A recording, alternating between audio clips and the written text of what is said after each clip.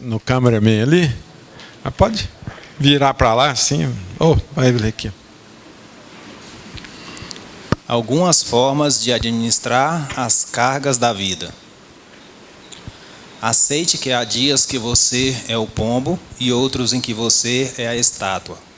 Mantenha sempre tuas palavras leves e doces, pois pode acontecer de você precisar engolir todas elas. Só leia coisas que façam você se sentir bem e ter a aparência boa de quem está bem, caso você morra durante a leitura. Se você emprestar R$200 para alguém e nunca mais ver essa pessoa, provavelmente valeu a pena pagar esse preço para se livrar dessa má pessoa.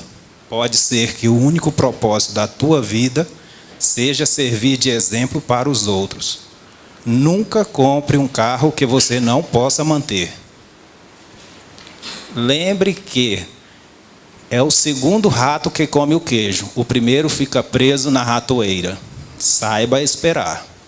Lembre também que sempre tem queijo grátis nas ratoeiras. Quando tudo parece estar vindo na tua direção, provavelmente você está no lado errado da estrada. Não perca tempo odiando alguém, remoendo ofensas e pensando em vingança. Enquanto você faz isso, a pessoa está vivendo bem feliz e você é quem se sente mal e tem o gosto amargo na boca. De fato, na hora em que você estiver se livrando dos seus fardos e tiver colhido o aprendizado inerente ao fato de tê-los carregado, você poderá perceber que, do mesmo jeito que quando você faz uma mala de viagem, será capaz de selecionar quais emoções precisa levar consigo e como deverá carregá-las. Em resumo, o jeito como você leva a sua carga emocional é um sinal de amadurecimento interior. Lembre-se de que ela está ali para lhe ensinar alguma coisa e você a sentirá mais ou menos pesada na mesma medida em que aprender com ela. Amadureça, cresça, saiba separar as coisas boas e ruins da vida e nessa viagem só leve o que realmente importa e te faz bem. Boa semana. Obrigado. Temos pauta para hoje, hein? Wagner. Fala, Wagner. Meu é baixa de empresa. Pode ser, Arno. Jusseg quase 100% digital e de FAO. A minha são duas, viu? É duas, mais um aí? É GPS e uso do solo. GPS. Eli, coloca uma para mim aí, fazendo um favor. Férias coletivas. Espera só um pouquinho, jovem. A minha é declaração final de espólio. Então vamos lá com o Wagner lá. Baixa de empresa. Então, eu estou com uma baixa de uma empresa individual programada para o mês de outubro. A pergunta é o seguinte: ela tem débitos de Simples Nacional, né? E a gente ia até parcelar, mas aí o que ocorre? Como ela vai ser baixada e tem uns débitos significativos lá, eu já trabalhei a ideia, eu já sei o que fazer, mas eu queria compartilhar com os colegas, se alguém já passou por isso, que como eu vou baixar e tem débitos, esses débitos automaticamente vão para o CPF do sócio, né? E lá eu posso parcelar com os mesmos benefícios lá como se fosse Simples Nacional. Essa é a pergunta. Essa semana agora, não. 2 anos depois que o meu cliente, que eu fiz a baixa, porque hoje baixa não tem nada a ver com débito, menos na prefeitura. A prefeitura não dá baixa, não saiu uma normativa ainda autorizando baixar sem o débito. Aí esse camarada mesmo ficou demorando, baixei junto a receita, beleza. Faltou 2 anos depois que foi baixar o da prefeitura, foi quitar. Porém, entretanto, ficou um remanescente. Aí fui lá, dei a baixa. Aí agora, depois de 6 meses da baixa, chegou no CPF dele comunicado. Uma infeliz coincidência de eu estar resolvendo um ressarcimento para ele, uma restituição da Receita Federal. O filho da mãe vira para mim, aí ó, não deu certo. Aí eu peguei, olhei o código e falei, não, parceiro, isso aqui é coisa empresarial. Calma aí, entrei lá, falei, não, isso aqui é aquele débito, lembra daquelas empresas? É o remanescente que você pagou, mas gerou um residual. Aí gerei a guia, ele pagou, morreu. Respondeu, Wagner? Então você pode dar baixa, o parcelamento, você vai entrar lá normalmente para parcelar, se você entrar lá e fizer. Agora, se você não entrar, vai para o CPF. Aí o parcelamento vai cair na condição do CPF, não mais do Simples Nacional. Entendeu? Vamos ouvir o Everaldo aqui um pouquinho. Só concluir aqui. Então, eu não posso... eu queria fazer um parcelamento, não vou fazer parcelamento. Vou aguardar abaixo, então, ir lá e fazer em 60 vezes, igual eu ia fazer no Simples, então, esse parcelamento. Pois é, mas o CNPJ sendo encerrado, eu consigo tirar lá depois as parcelas? Tem. Espera aí, deixa o Everaldo falar aqui, depois eu volto aí. Pode ficar com o microfone. Não, até aconteceu hoje, mais ou menos, a menina chegou, deu baixo na empresa. Deu baixo no CNPJ, deu baixo em tudo. E o cara não falou que ele tinha o Finame.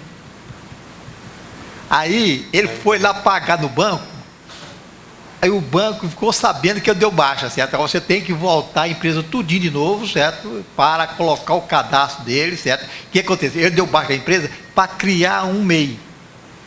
O pagamento que ele faz do caminhão é maior do que aquela parcela que ele vai ter no mês, certo? Então, o que ele vai fazer? Vai ter que dar baixa no meio e voltar novamente à empresa e funcionar normalmente para ele poder pagar o Finame, que é durante 60 não sei quantas parcelas, certo? Olha que incrível. Eu tenho uma opinião seguinte, eu jamais vou transferir uma dívida do meu CNPJ para o meu CPF. Então, se eu preciso da baixa no CNPJ, a não ser por uma circunstância grande, mas do caso contrário, eu peço a suspensão dessa empresa temporariamente, continuo com as obrigações dela, ou então continuo com as obrigações, faço o parcelamento, pago no nome da empresa. Eu não vou transferir dívida de pessoa jurídica para pessoa física, porque o meu CPF eu preciso mais dele do que do meu CNPJ, entendeu? Então, eu acho que quem faz essa barganha aí, eu acho que não pensa direito, não, porque é questão de obrigações, ele não quer cumprir obrigações mais tal. Deixa o Wagner falar aí. Aí não é opcionalidade, é obrigatoriedade. Se você der baixa, porque quando se permitiu a baixa, criou-se a condição de Mas eu estou falando ou justamente. você parcela antes Eu ou não estou depois. querendo chegar lá na baixa. Aí o que ocorre? Não, mas não precisa você manter uma empresa suspensa ou não, com as obrigações acessórias, você pode, hoje, com a mudança da lei, você pode baixar e continuar o pagamento na PJ, vai para a PF, não tem negócio de você optar, no caso de não quitar o débito na PJ, mesmo baixado ou não, vai ser citado. Aí depois de ser citado, perde-se a condição. Mesmo depois de baixar, você entra lá e faz o parcelamento no Simples, normal. Não, mas antes de ser citado pela Receita. Pois é, porque hoje é o seguinte, a Receita está vinculando todos os débitos da PJ no CPF. Porque, tipo assim, vamos supor, você tem uma dívida de uma PJ lá, de imposto de renda, por exemplo, ou PIS, COFINS, até a GPS que está na Receita. E você tem uma restituição para receber. Eles vão lá, bloqueiam a sua restituição e compensa no débito e coisa. Então, aconteceu isso também. pois é, ela direto está fazendo isso aí. Ela está compensando tudo que você tem de crédito com ela no débito que você também aí você tem que entrar no ECAC e concordar. Se você e tem um prazo. Se você não concordar, aí vai vai de ofício, e o de ofício eles podem cobrar. Não, mas geralmente eu tive 2 casos assim que eles compensaram. Aí, inclusive, a pessoa já tinha parcelado. Mas foi agora? Já tinha parcelado no Simples. Ela tinha parcelado no Simples, ele foi lá e compensou o valor que ela tinha restituído todinho no parcelamento, antecipou o parcelamento. Quer dizer, ela tinha um parcelamento, tinha parcela vincendas, não tinha nenhuma atrasada. Ela pegou lá o dinheiro da restituição, compensou todinho nas parcelas vincendas e cancelou o parcelamento com débito ainda. Entendeu? Aí você teve que entrar novamente lá na procuradoria, parcelar o restinho, o saldozinho que ficou R$400. Aí teve que entrar lá e parcelar novamente, fazer outro parcelamento. Então, agora eu não aconselho ninguém que tem empresa, a não ser que está prejudicando, está afetando alguma coisa, para mim baixar ela. Caso contrário, se ela está inativa, eu regularizo ela direitinho para ter as obrigações cumpridas direitinho, e se tiver parcelamento, faço o parcelamento e continuo pagando. É a minha opinião. Deixa eu só concluir aqui. Conclui. O empresário é o seguinte, a visão dele é quanto ele vai desembolsar mensalmente, né? Que esse débito hoje ele consegue parcelar em parcelas de 300 e poucos reais por mês. Mesmo se eu baixar a empresa, parece que vai ser um valor desse aí. Mas se a empresa sendo ativa, o honorário dela hoje é um salário. Com certeza eu vou cobrar para poder manter a empresa um valor. Praticamente vai ser quase o valor da parcela. Então, de repente, é melhor abaixar e pagar sem ter um acompanhamento de um contador. E na pessoa física você vai mandar debitar em conta bancária. Pode ser. Tem esses casos, mas na realidade acho que você... Não sei, aí é acordo entre contador e cliente, é o famoso planejamento tributário, né? Planejamento essencial que você vai fazer. Deixa o Ronan dar um palpite aqui. Você quer falar de novo? Boa noite, colegas. Boa noite. Mais ou menos nesta área, nós tivemos aqui, Wagner, uma discussão anterior, e às vezes, para a gente entrar em um problema, é não piscar de olho. Você está dentro do problema, uma situação embaraçosa, tirando o sossego. Teve agora recente um cliente meu, e essa empresa dele, o valor dela, na verdade, em tempo normal, aí seria próximo a R$1 milhão a empresa. Mas ela está devendo quase R$600 mil. Aí ele chegou no meu escritório e falou assim: olha, eu vendi a minha empresa e tudo e tal. Eu perguntei para ele: mas você vendeu por quanto, fulano? Ele falou: eu estou recebendo R$50 mil. A pessoa vai assumir a conta, vai assumir a dívida, todo o meu parcelamento, vamos fazer alteração contratual. Aí eu fiquei já pensativo. Não é que esse cliente ele seja uma pessoa de má índole, não. Ele é gente boa, tudo, mas no desespero, querendo fazer alguma coisa, ele estava confiando em uma pessoa que disse para ele que iria pagar as contas. Eu perguntei ele: mas esse comprador da sua empresa tem alguns bens materiais, tem posse? Não, ele não tem. Na verdade, ele tinha uma empresa que ele gastou tudo que tinha para baixar, e hoje ele tem só a boa vontade de trabalhar e o nome. E ele está disposto a assumir minha conta. Aí que entra a nossa situação. Se a gente faz isso, pode vir aí a responsabilidade solidária junto aos entes do Estado para o contador, porque esse meu cliente, dono da empresa, ele tem patrimônio que ele poderia pagar a conta dele. É um patrimônio que livremente ele não gostaria de dispor, mas ele tem um patrimônio. Então, é um cuidado que nós temos que ter nesses casos, que aparece muito cliente com situações, e às vezes até o próprio cliente, sem má fé, sem nada, ele prefere confiar no terceiro do que confiar na pessoa dele. E essa questão que o Eli falou também, aí vai transferir para a pessoa física da pessoa, o débito da empresa, pode às vezes trazer responsabilidade solidária para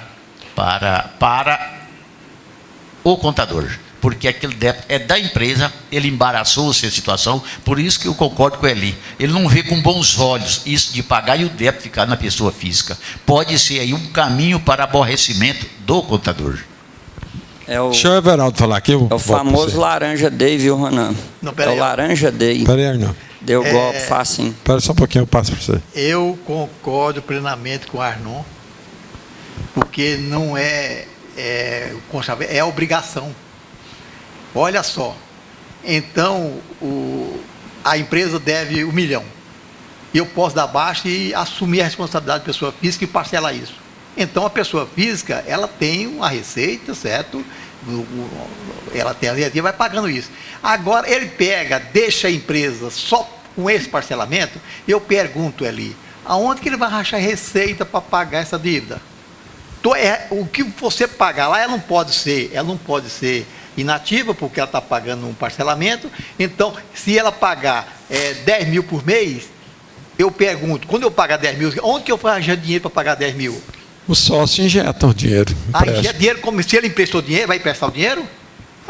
Não, não, senhor, não posso fazer isso não, ué. Não, mas, Valdo, hipoteticamente, na dissolução, o quê? O remanescente do capital vai para ele. Ele assumiu o ativo, ele vai assumir o passivo, pronto, na PF, entendeu? Aí, agora, o problema é esse. Eu descasquei o abacaxi lá no Iporá, dei baixa numa empresa, justamente isso, para corredor no horário e tal, for lá, der baixa, aí, imperitamente, o fiscal lá não observou, né? E aí, o pai da minha prima vai lá por ser vereador e pede para mudar, porque não está enquadrado no Simples, mas então vamos estimar. Vamos. Aí, mantendo um defunto com formol. Aí, me ligaram 1 ano depois. Para aí, isso aqui. Falei, isso aí já morreu, já me enterrou, passou missa de 7º dia. Não, tem um débito aqui, 2.500. Aí o fiscal lá, novato, não, eu vou cobrar da pessoa jurídica. Eu falei, rapaz, foi dado baixa no CNPJ. Você não vai cobrar da pessoa jurídica, você não vai cobrar débito de um defunto. Aí, por ser odontólogo, foi simples, enterra esse defunto e ressuscita esse outro lá, aproveita um processo, faz no outro. Assim, o trem tão assim, que aí, isso aí, Everaldo, é o seguinte, você vai dar um de honesto, você está vendo que aquilo ali é um laranja, você vai manter a sua integridade, para nós não termos responsabilidade solidária. Aí foi o que me aconteceu, 2 meses regularizando 4 empresas para um indivíduo, a hora que estava tudo pronto, eu vendo a bagunceira e pondo quente para pôr em ordem, beleza, tudo pronto. Aí a gente vai lá num CRC, lá bem mais alto, e paga metade. Foi o que aconteceu comigo. Aí a gente fica aí, chupando o dedo. Vamos ouvir o Geraldo aqui. Dá o microfone aí, João.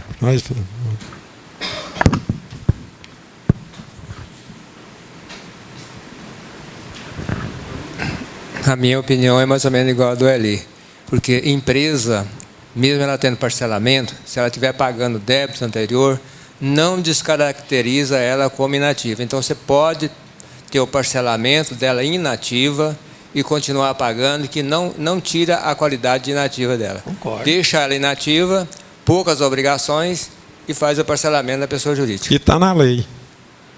Geraldo, me responda. E como quer fazer com você? Onde que ganhou o dinheiro para pagar? Ele não tem que pagar o imposto, não? Tem que pagar o imposto. Aí vai sair o dinheiro lá do sócio. A empresa nativa, deixa ela inativa. Aí você não vai fazer contabilidade. O dinheiro que vai entrar lá é do sócio. Ele vai ter que se virar. E as obrigações tem que apresentar tudo, certo? Quais são as obrigações?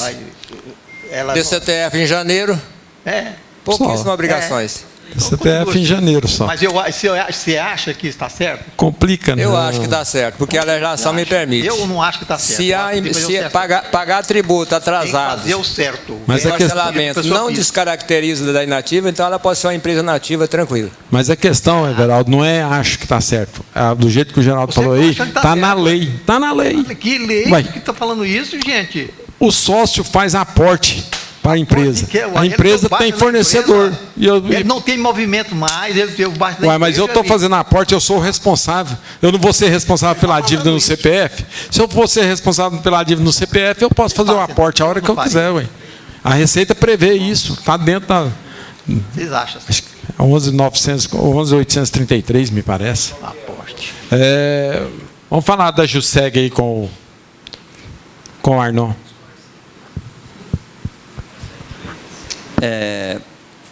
Jusseg é o quase 100% digital, né? A doutora Helene acabou até de passar uma WhatsApp aqui. Mas tem em outubro ainda, que... né? Ela vai ser 100% só a partir Pois é, então, foi prorrogado?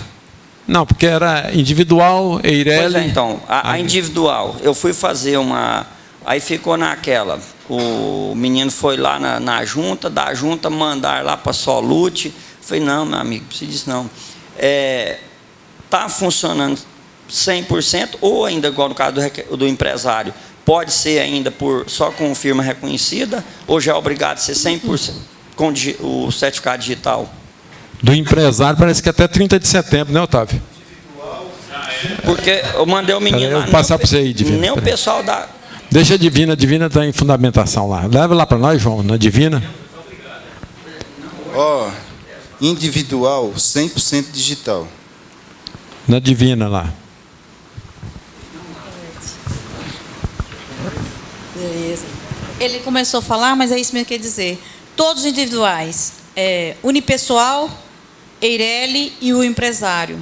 Todos eles têm que ser com certificação digital e CPF. Tanto, o povo está confundindo. Esse CPF pode ser A1, pode ser A3, pode ser A2, pode ser qualquer um. Sendo a tecnologia ICP Brasil... Mas parece que a Eireli vai até 30 de setembro. Pode ser manual. Pois é, mas... Aí, a partir de 1º de outubro, aí é individual Eireli. Né? Aí fica limitada para novembro. E tomar cuidado também, não é todo computador que está aceitando, porque vocês têm que estar com 64 bits. 32 bits não faz. Tem que observar isso daí. E se tiver uma versão antiga, tem que passar para a versão 64 bits. E, às vezes, também, porque tem milhares de pessoas me ligando, falando que o certificado não está funcionando, tem o Windows 7, se ele for uma versão mais antiga, vai ter que atualizar a versão dele. Aí, quando atualizar e não der certo, eles têm que fazer no PDF-A, aí vai dar certo. Ok. Fala aí, Fábio, para nós. Liga aí que está desligado. Segundo o cronograma que foi passado naquele treinamento que houve dia 20, né? A Junta falou que a partir de setembro receberá somente de forma eletrônica os processos de empresário individual. A partir de outubro será a vez da Eireli. E a partir de novembro a vez da sociedade limitada. Isso. Correto. Pois é, mas porque eu mandei o menino lá na junta hoje, nem eles lá sabiam informar se estava ou não estava. É porque diz que a junta está numa crise danada, né? Não tem analista. Está dando uma confusão. Os analistas parece que estão julgando processo que está certo, falando que está errado. Né? Então a gente vai aguardar um pouquinho aí. A própria ex-presidente da junta falar que está dando confusão. Por que não testa primeiro? A hora que tiver 100% mesmo, põe na prática, né? É difícil. A gente... Mas é igual o legislador. O legislador faz uma lei e fala assim, fechei todas as janelas. De repente, o cara acha uma brecha lá e contesta. Nós temos que ir atrás, sabe de quem? De quem vedou os testes em animais. Aí nós temos que ir atrás para vedar os testes nos contadores. Ai. Ô, Eli, tem que ter alguém para fazer rir. Não, justamente. Porque hoje, se nós não rir, nós morremos. Porque tá o trem está brincadeira para nós não. Vamos lá no DIFAL. Hoje à tarde eu estive lá no gabinete do deputado e a gente vê essa lenga-lenga aí desse DIFAL. Embora muita gente ache que isso não é problema nosso, né? Eu discordo desde há muito tempo que todo problema do empresário, primeiro é problema do contador, porque o contador em tudo é o primeiro a ser lembrado do problema, o primeiro a ser lembrado de não ser pago, não é de último. Ele é o último a ser lembrado a pagar. Né? Não, ele é primeiro a lembrar. A duplicata que não vai ser paga é de quem? Contador. O boleto. Então, aí, mais é um negócio, vamos partir para o DIFAL. Nós trabalhamos, o Fábio, o Everaldo, esteve lá no CESP, nós lutando e pelejando, associação e tal. Chegou um ponto, hoje eu conversei com o Paulo César Martins, né? Para mim é só Paulo, devido à nossa ligação, E fui bem enfático com ele sobre essa questão do DIFAL. E ele falou, não vou te enganar não, aqui na Assembleia não passa, porque o Caiado está segurando. Aí eu falei, Paulo, mas é inconstitucional, já foi declarado, várias instâncias e tal. Aí eu tinha que vir para cá, conversei com o Everaldo, depois conversei com o Fábio, e o próprio deputado orientou a gente fazer uma ação.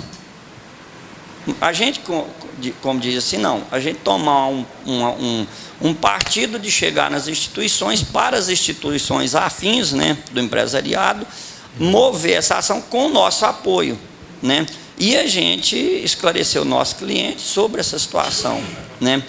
E aí ele falou, olha, é uma ação de inconstitucionalidade. Aí o Everaldo fala, aí como é que é o nome que você falou? ADIM. É o ADIM. ADIM. Tá, vamos mover o ADIM. Embora o próprio deputado falou para mim, olha, Arnaldo, tem um porém, tem uma ala que quer que acabe com o DIFAL e o outro agora, que não quer. Tá, mas agora é tipo assim, vamos supor, nós contadores, nós temos uma mania de sofrer antecipado e não por nós. Nós estamos sofrendo pelo DIFAL, que não é uma obrigação nossa. Nós temos, quer dizer, então os empresários, no entender, eles são muito mais fortes que nós. Então, por que eles não reúnem e pedem como é que é? Não, que ele é ilegal aí. O DIFAL é inconstitucional. O DIFAL é inconstitucional, né? Então, por que os empresários não se reúnem? Eles são poderosos, têm dinheiro, tal. Agora, nós temos que bater, dar a cara a tapa, bater e tentar ajudar os empresários. Outro detalhe que eu vi no grupo nosso aí de WhatsApp, aí, todo mundo reclamando porque gastar R$200 de certificado digital está saindo do bolso dele? Não está saindo do bolso dele, gente. Mas tá diminuindo no nosso honorário para registro. Mas aí tem você não está entendendo. Não, mas você tem que prever ele que o futuro vai ser melhor. Se ele quer abrir uma empresa agora, o custo hoje está mais caro, mas futuramente vai ser melhor. Se nós abrirmos o olho e ver o que nós deveríamos ter visto lá atrás, se nós da classe contábil já tivesse vindo fazendo essa discussão, por quê? Porque não adianta, meu amigo, nós somos, e aí é onde está, aquele lenga-lenga que está falando aqui, a classe contábil vai acabar? Não. A parte da classe contábil vai desistir por não se adequar à nova era. Porque, na verdade, o que acontece? Eu acredito assim, eu tenho uma visão assim, quanto mais difícil for a contabilidade, melhor o mercado vai ficar para quem tem competência. É lógico que vai ser difícil adaptar com as novidades. As novidades sempre nos traz transtorno, aborrecimento, porque você está acostumado naquela linha assim, ó, tá, vai lá, pisa certo e corre, dá certo. De repente o trem manda você virar aqui, virar ali e tal. Oh. Mas deixa eu te perguntar, Seco, você acha que nós temos que apresentar para o cliente vantagens ou dificuldade? Não, você tem que mostrar. Você acha que nós vamos ter um horário melhor com as vantagens ou com as dificuldades?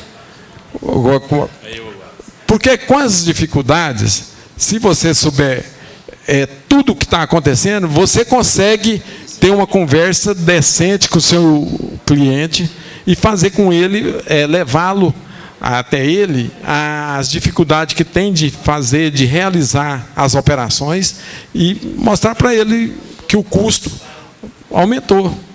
É difícil? É difícil. Talvez na primeira proposta você não vai conseguir, mas você vai amadurecê-lo, que você precisa de um reajuste para fazer o tanto de serviço que hoje precisa fazer, né? Mas para nós, a gente fica aqui discutindo, mas hoje, por exemplo, do tempo nós mais velhos aqui, o Everaldo, que nós lançava nota no livro manual, poxa. Só que, tipo, hoje existe, vamos pôr assim, 1000 fornecedores.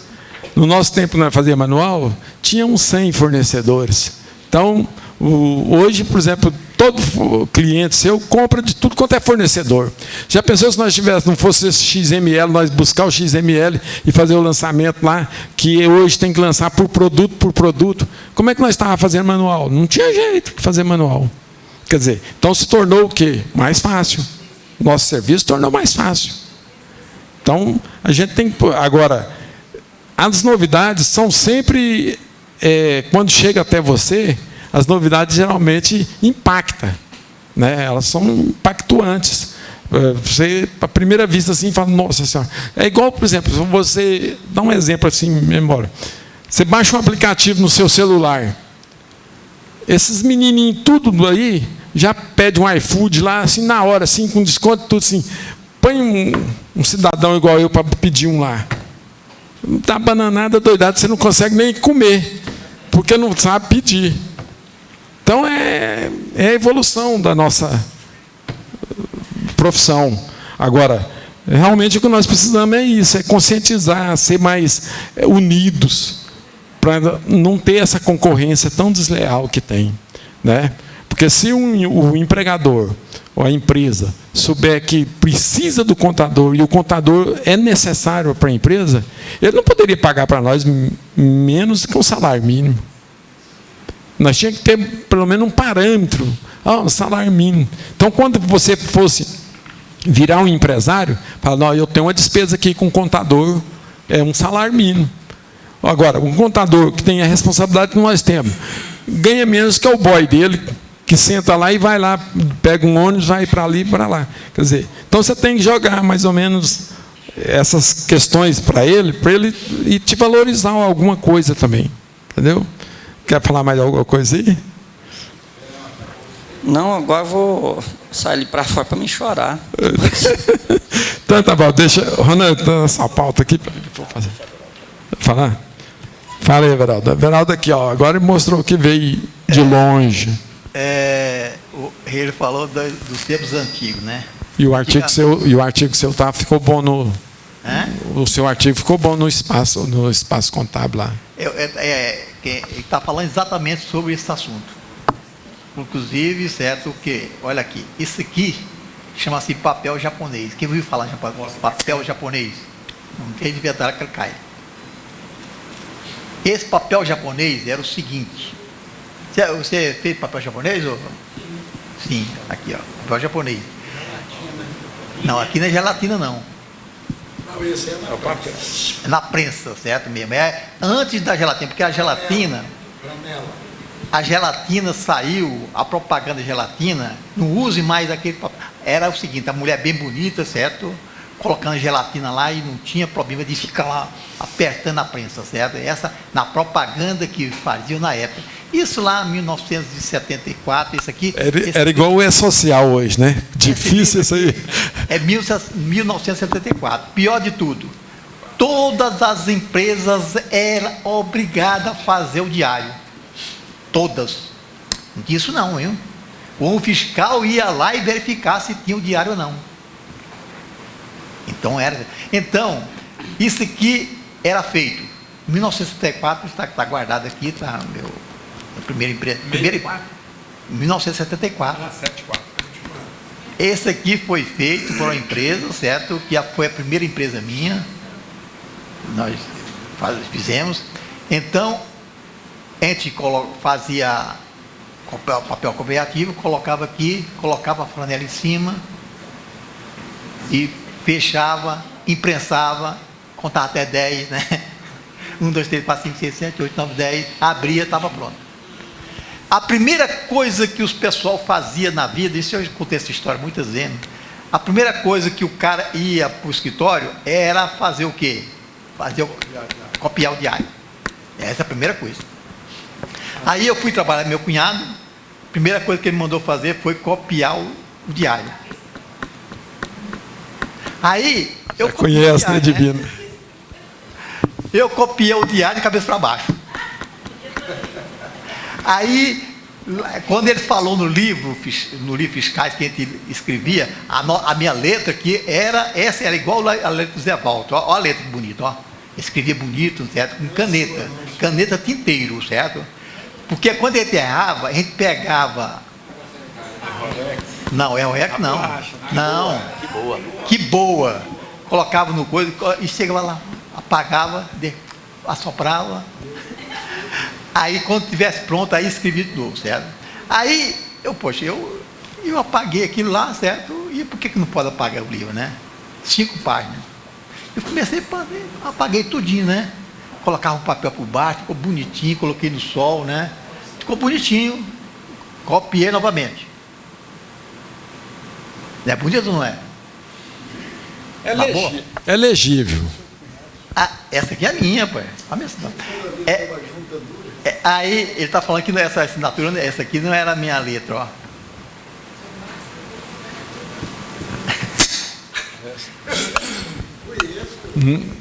Não tem raiz não, viu?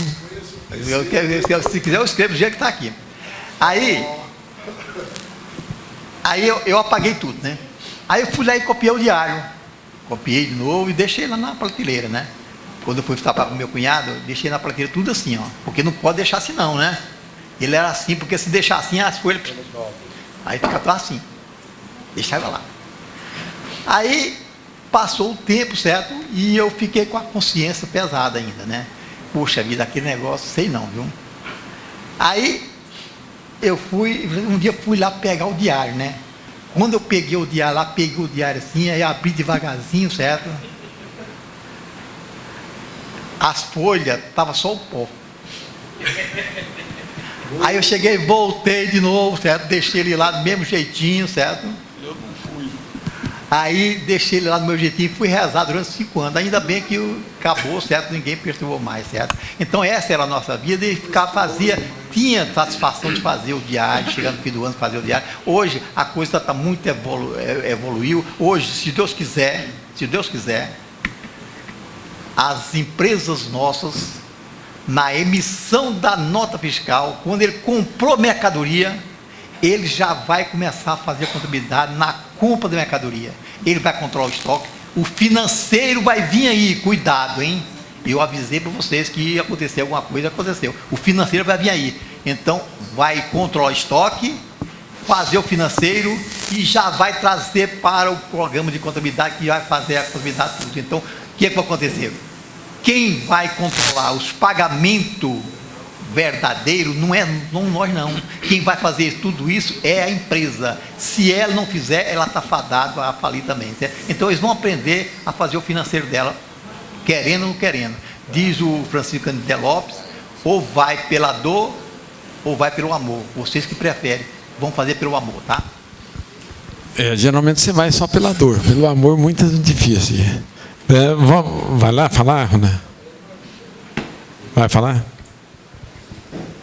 Colegas, mais uma vez, nós estamos aí na semana do ITR e nós somos assistidos aí por vários colegas do interior. Parece simples, todos nós trabalhamos com isso, serviço de contador. Mas, inclusive, hoje foi até noticiado aí em televisão, uma determinada cidade do interior, e lá funcionário público municipal, envolveu lá, né, contador inclusive, o cara aliciando, falava lá, anunciou lá na prefeitura, que procurasse um contador, que ele que sabia fazer aquilo na região. Mas eu quero dizer o seguinte, até conversei com ele hoje, um cliente me ligou hoje sobre o ITR, falou, olha, eu gostaria de fazer o meu ITR, ou não, assim assado, mas alguém me falou que eu fizesse o ADA, porque aí eu vou diminuir o valor do meu ITR. Até onde eu tenho o meu conhecimento. TR, nós temos que levar em consideração o valor da terra nua atribuído lá pelo município. Tem que saber o valor da terra nua, que lá é distribuído o valor da terra nua, né, dentro daquelas classificações da terra. Depois nós temos o valor das construções, das instalações, das melhorias. Nós sabemos que, às vezes, para você conseguir o valor que é aquelas construções e melhorias, termina o proprietário do imóvel, ele falando aquilo ali, né, chutado. Lá de construções, instalações e melhorias, tantos R$1.000, R$300.000, às vezes nem é aquilo. E termina, às vezes, por muito que a declaração parece simples, mas se for apurado, não é tão simples assim, porque é até difícil a gente apurar esses valores. Certo? E nós sabemos também, como eu vi caso agora recente, a Receita Federal mandando multa para pessoas que fizeram declaração de TR fora das normas. Aí eu até conversando com ele, o que eu gostaria de saber, essa pergunta que a pessoa me fez, ele já me respondeu, mas como nós estamos na semana do ITR, eu trouxe para cá que eu acho oportuno, e estou vendo pessoas aqui que conhecem bem disso, que possa se falar alguma coisa e um cuidado para para o preenchimento daquela declaração. O cliente perguntou o seguinte: alguém me disse que eu fizesse o ADA, porque aí eu não vou abaixar o valor do meu ITR. O Eli já adiantou para mim, se eu entendi o que ele falou, mas se não foi bem não foi isso, ele vai me corrigir. O Eli falou: o ADA é o seguinte, você vai determinar o que é reserva legal lá no seu imóvel. Às vezes você só coloca 20% de reserva legal, mas a propriedade tem mais reserva legal do que 20%. Digamos que até lá 50% de reserva legal. Você vai fazer o ADA, vai ficar lá averbado, vai ficar determinado, você tem lá de 100 alqueires. Se você poderia colocar 20 do ITR, mas você colocou com 50, você provou que tem 50 de reserva legal, mas só porque 50 alqueires do 100, ele fica impedido para você fazer ali um aproveitamento comercial depois, para fazer a cultura da atividade rural. Já fica impedido. Aí sim, você até poderá pagar menos o ITR, mas depois você vai pagar aí o ganho de capital. Foi isso ali? Mais ou menos. Eu gostaria de ouvir a opinião do Geraldo, depois do Dom. Não, eu não sou... Eu sou bem fraco em ITR. Mas, pelo meu entendimento, o que você tem que preocupar muito no ITR é o valor da terra nua. As benfeitorias, ela não vai influenciar no resultado do imposto. O que vai influenciar no resultado do imposto é o valor da terra nua. Então, o valor da terra nua, você... estou falando o que deve fazer. Então, você deve fazer conforme a pauta daquele município. Então, aí você tem que entrar na prefeitura, pegar aquela pauta e fazer o valor da terra nua conforme aquela pauta. Beleza. O ADA é porque se você não jogar o valor da reserva legal, aliás, a quantidade da reserva legal, aí você tem que olhar os documentos conforme consta o documento. A reserva legal e a reserva permanente. Se você não informar ele no ITR, o seu imposto vai dar maior. Então, e para você informar os hectares de reserva legal e reserva permanente, para você jogar, você tem que fazer o ADA. Se você não fizer o ADA, você está no meu caso. Eu não coloco o valor da reserva legal e nem da reserva permanente, mas meu imposto dá maior. Se ele tiver dar 30, ele vai dar 50, entendeu? Mais ou menos isso aí que eu queria dizer só. Deixa o Arlon aqui primeiro, o Arlon aqui, ó. O Arlon. Depois o Arnon. Só um complemento. Tá ok, Arnon. Tá falando, pode falar. Só um complementozinho. Também tem que tomar bastante cuidado, porque além do ADA, tem o CAR também, que a gente tem que fazer de tudo para as informações não serem divergentes. Porque a informação que vem no CAR, você tem que são quase as mesmas do ADA. Também você não tem que ter cuidado para a informação do CAR não ser diferente do ADA. E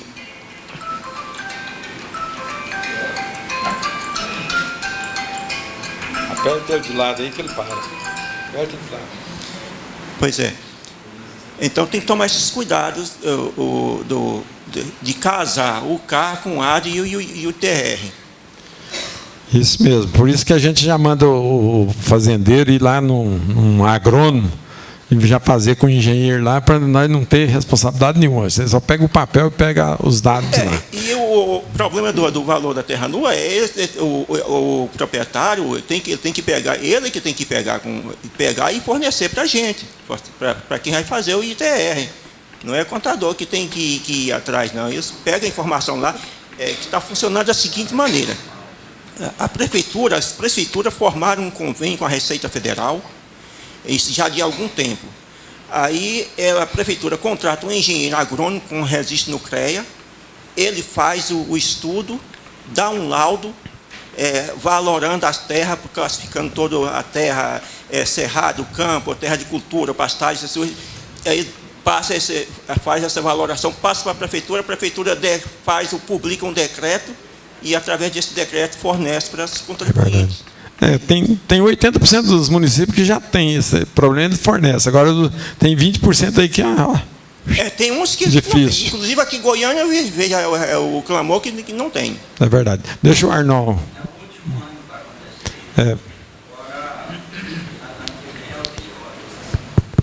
Talvez eles podem até adiar mais um ano. Não, ano que vem não. Já adiou demais o CAR. O grande problema, na verdade, não é nem o CAR. O problema é o GEL. As informações do GEL, que o GEL ainda é acima de 500. Traduz o GEL para nós. O GEL é o georreferenciamento da propriedade, justamente isso. Aí, só para alertar aos colegas, duas questões. Para não ter problema, por quê? Porque a partir daqui a uns dias, o ITR, e o cara, a hora que ele for notificado, é aquele que eu falei lá atrás. Quem que ele vai falar que fez o ITR? Eu estou com um cliente grande, na verdade é cliente de ITR, mas é cliente do Carlos Pereira. Ele foi simplesmente autuado em R$500 mil no ITR. Mas por quê? Justamente imperícia. Pessoa errada. E cuidado ano que vem, porque a partir do ano que vem vai ser obrigado o CAR.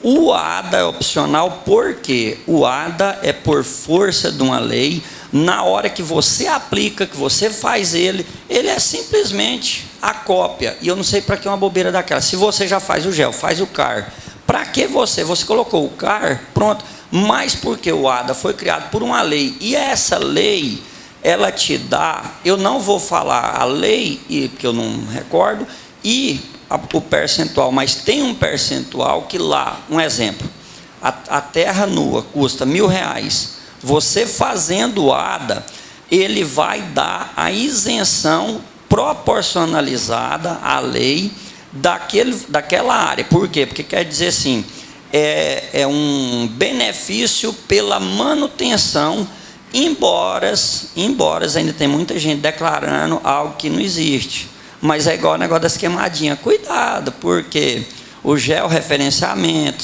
foto satélite, vai pegar todo mundo. Porque o cara declara uma área de reserva e ele não tem. E aí ele faz o ADA para ter o desconto. É o mesmo caso, igual a minha chácara aqui.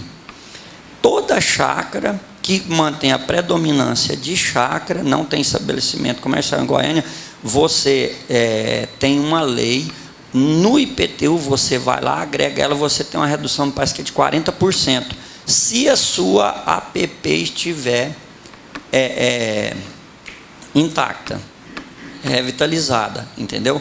Mas não adianta mais declarar que está e não está, que aí você vai pagar e ainda paga multa. Então, para o ano que vem, cuidado, porque regularizem o CAR, e porque o CAR é para todo tamanho de propriedade. E o principal, que é o CCIR. Tem muita gente que não está preocupada com isso. Eu faço os ITR meu, eu tenho lá a pasta CCIR, declaração, recibo e o DARF, que eu faço tudo digital. Só se o cara me pedir para imprimir, porque senão eu faço. E eu já fiz o ITR, eu imprimo todos e vou lá no CCIR e já emito ele para mandar para o camarada. Está irregular, vou lá, regularizo. E está uma canseira ou INCRA para mexer. Estou com uns processinhos lá. Aí fui lá reclamar, estava com 20 dias. Ele falou, não, demorando de 2 a 3 meses. E um outro conselho, como tem muito município valorando a pauta, é pela pauta do município, ou se tiver dissonante, se tiver em dissonância do valor de mercado, você pode pedir um laudo de um engenheiro agrônomo habilitado e regulamentado com RT e fazer de acordo com o laudo. Não precisa obedecer à pauta. Se tiver, mas é aquele negócio, não adianta fazer laudo, pagar para o cara para fazer mais barato. Deixa eu fazer duas perguntas para você. Deixa eu concluir. E um outro detalhe. O Geraldo falou que as benfeitorias, brinca lá antes de entregar, dá uma brincadinha nos valores entre terra nua e tal, brinca lá para ver se dá diferença ou não no valor. Dá diferença. Muito. E aí nessa diferença, para baixo, porque se você habilita mais, ele diminui o valor do imposto. Mas cuidado, porque às vezes o que você está colocando um valor lá, porque ou você faz agregação de valor, eu estou falando lá já do imposto de renda, aí você lança um valor lá que você não teve receita para aquilo, porque não vou agregar um valor, por exemplo, eu fiz uma represa, eu vou declarar lá que eu gastei 50 mil, vou aumentar. Pode, você fez, você tem documento, mas você declarou lá no seu imposto de renda, você vai, que é o contrário, né? Você vai declarar o ano que vem, porque esse ano você faz o ITR desse para o ano que vem. Aí você vai pegar e ter cuidado com isso, porque às vezes você lança uma despesa, você não teve receita. Aí você vai e lança no imposto de renda lá que você teve uma receita de 20 mil. Deixa eu fazer a pergunta prática aqui para você. O CCIR, ele não é definitivo? Ou você tem que renovar ele todo ano? Todo ano você tem que pagar a taxa do CCIR. Todo ano. E você emite ele pela internet? Você põe lá assim no Google, consulta CCIR. Aí ele vai abrir um campo, você vai lançar o número do INCRA, você vai lançar estado, município e o CPF do camarada. Se ele tiver atualizado no SNRC, ele sai na hora para você, ele gera o arquivo. Agora, se ele tiver qualquer detalhezinho desatualizado, ele bloqueia para obrigar e tem que ter cuidado também com manter o DIAC, porque o DIAC é que alimenta do INCRA para a Receita Federal. Tá. É uma canseira esse trem. Outro detalhe que eu queria saber de você, que o Ronan colocou.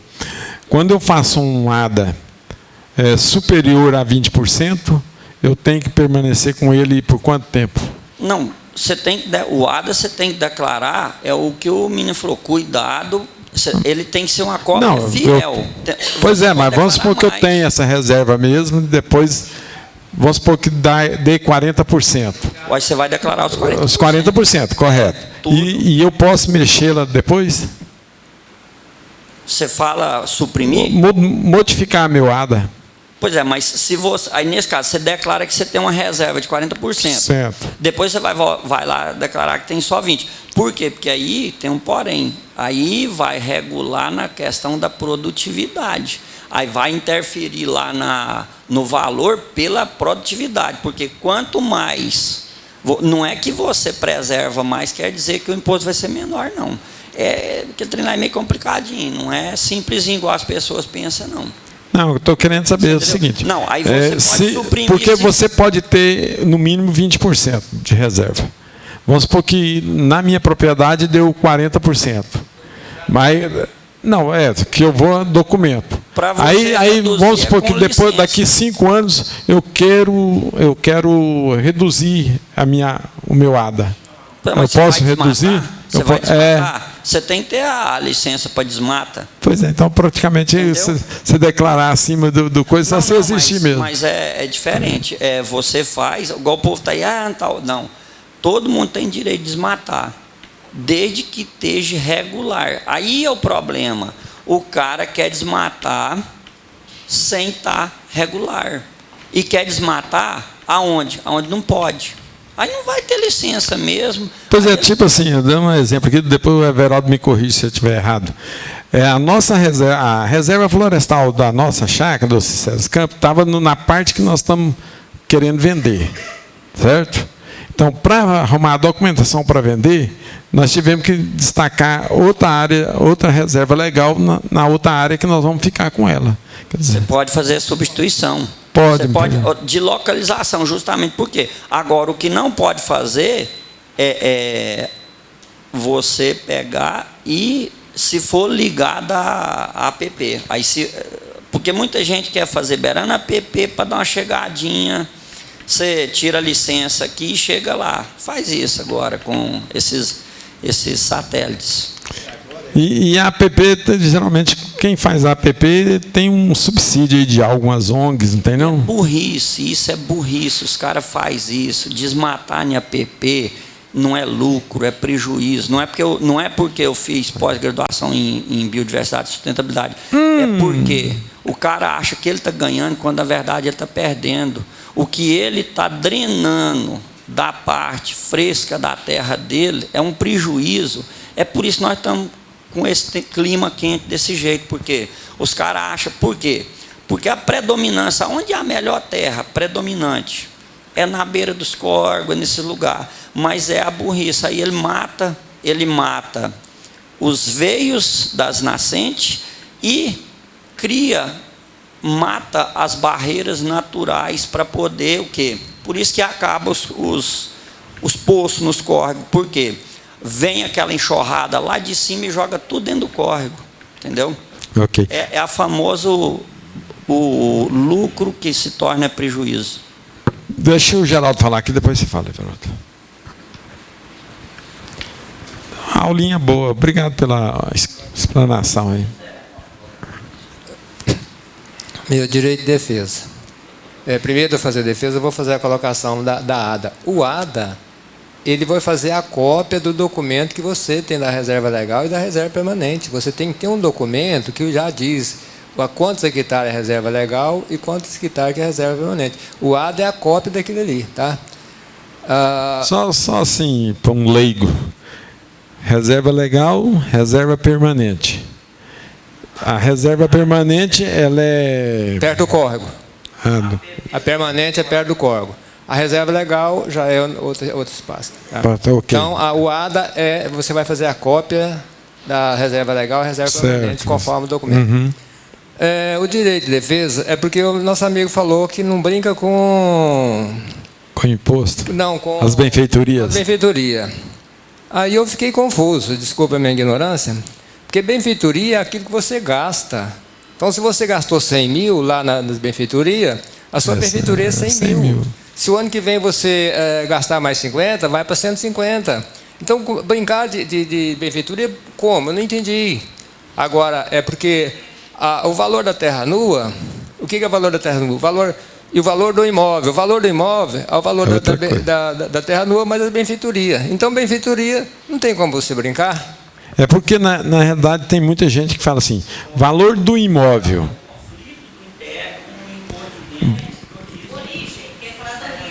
As benfeitorias vai para a sua declaração de imposto de renda, valores no ano que você gastou, nos anos seguintes, ela simplesmente vai lá em valor histórico. Então, eu não entendi de novo.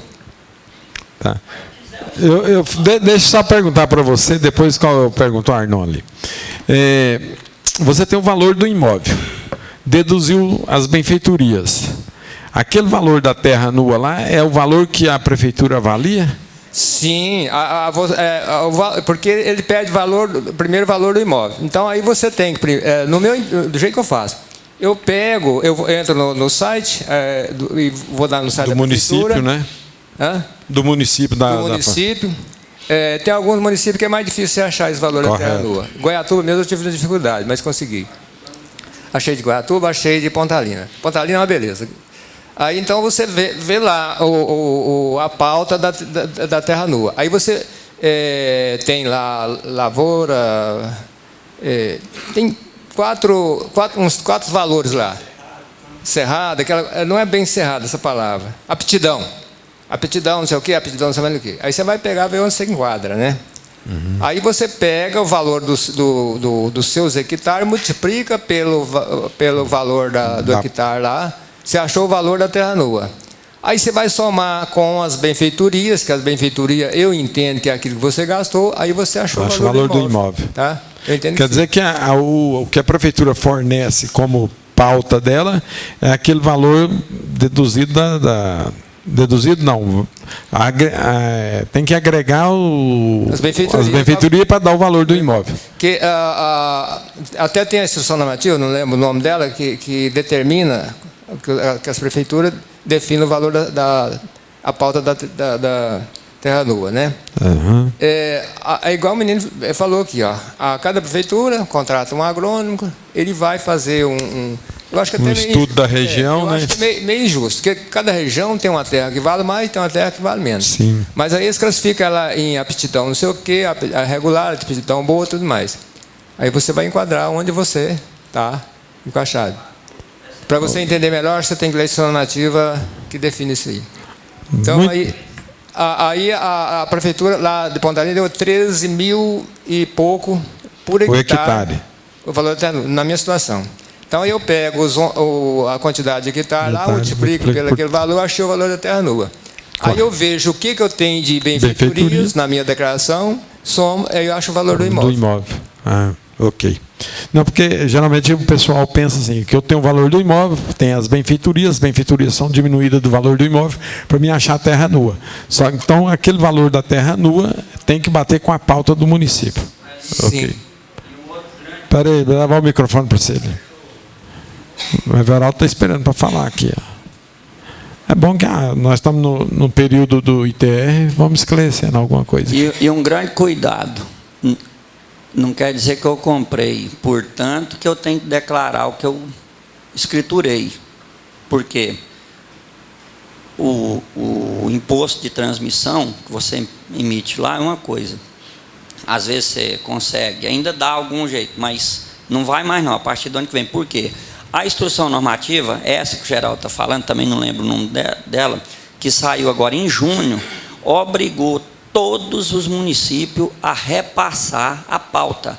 Mas justamente porque a partir de agora vai ter a pauta no site da Receita Federal. A partir do ano que vem. Está passando da hora de ter, né? Não, já. Só que não deram conta. Justamente isso, não deram conta de atualizar esse ano. Aí, mas o que vai ocorrer? Aí o governo prorrogou, os municípios têm até dezembro para apresentar a pauta. Porque a pauta, ela é trianual ou bianual. Então, é uma questão assim, eu não vou te afirmar, é de 2 anos, mas o município que não atualizar vai manter a pauta anterior, entendeu? Se ele não manter. Okay. Então, aí o que ocorre? Um exemplo, para entender, e vou falar nisso. O cara chegou e comprou a terra por R$100 mil. Ele comprou o conjunto. Aí é o que o Geraldo falou. Você vai, às vezes, se você for aplicar o valor da pauta, porque a pauta é classificada nas três aptidões: cultura, cerrado, mista e cerrado, entendeu? E tem alguns lugares que criaram uma outra cerrado, e tem um outro negócio, mas aí acabaram. Agora ficou, a Receita pegou a cultura, a mista, porque é onde faz a interligação das duas, e o cerrado. Entendeu? Aí, quando você vai aplicar, é complicado. Por isso que eu falei, até a título de alerta. Quem já entende, quem conhece a região, é tranquilo. Agora, quem não conhece, o ideal é pedir para o cliente: olha, você faz, eu quero um laudo do engenheiro, para poder. Aí ele vai falar, por quê? O GEL, o CAR, de acordo com as suas propriedades, porque o GEL tem uma limitação, o CAR tem outra. O ADA é só uma cópia dos dois.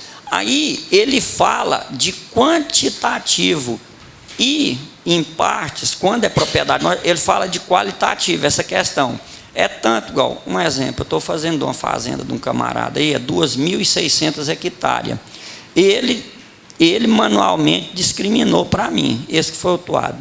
Tanto disso, tanto daquilo outro. Falei, então tá. Eu vou lá conferir com o GEL o mapa, não é nem o relatório que ele levou. Eu vi que estava distorcido. Eu fiz de acordo com o que eu vi. Por quê? Porque amanhã... E aí eu falei para ele, olha, você me deu, igual ele me deu 10 hectares de mapa, ou de mata, que existia. O GEL falava que era 50. Então eu tenho que obedecer o quê? É por isso que eu estou falando. Cuidado, manda fazer para isso. Aí, Geraldo, o cara comprou a terra por 100 mil. Aí ele comprou e está animado, empolgado, foi lá e tacou mais 100, 200. Só que aí no imposto de renda dele, para ele pagar mais barato, ele lançou quanto? Ele lançou que ele teve um rendimento de 50 mil reais para pagar menos. Você está entendendo? Esse cruzamento vai acontecer. Tanto que está acontecendo também, os caras declarando menos, e pelas notas da Cefaz e as GTAs estão pegando. Esse dia mesmo lá no Parativo que resolver. Um cara foi lá, tirou uma GTA no nome do meu tio. Ele nem sabia disso. E vê a multa, um animal que a pauta era 1.400, ele pagou 500 de multa. Ia pagar, né? Aí ele descobriu quem que era, foi lá, o cara foi lá e parcelou. O papo tá bom, mas vamos passar para frente aqui, senão...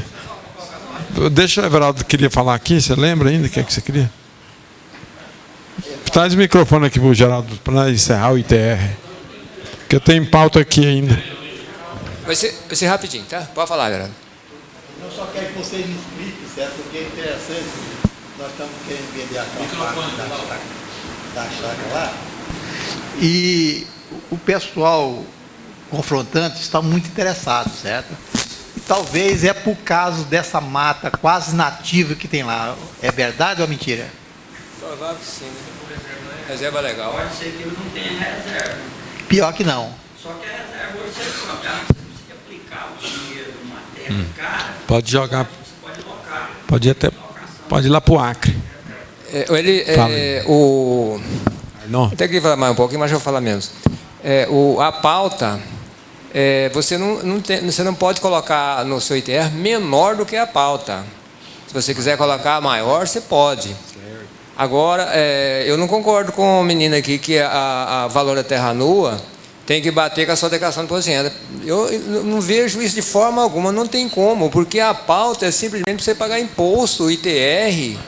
Como é que você vai vincular? Antigamente, lá no próprio manual do ITR, falava que o valor da terra nua era o valor que estava na sua declaração de imposto de renda. Hoje não. Hoje é uma pauta para simplesmente pagar imposto. Se você colocar acima daquilo ali,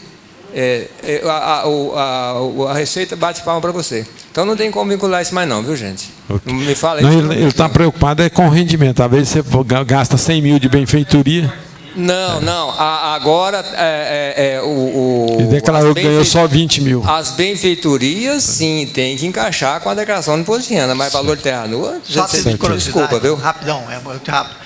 Então é o seguinte, você falou que pode locar. Eu posso locar em outro local que não é próximo da fazenda? Pode, sim.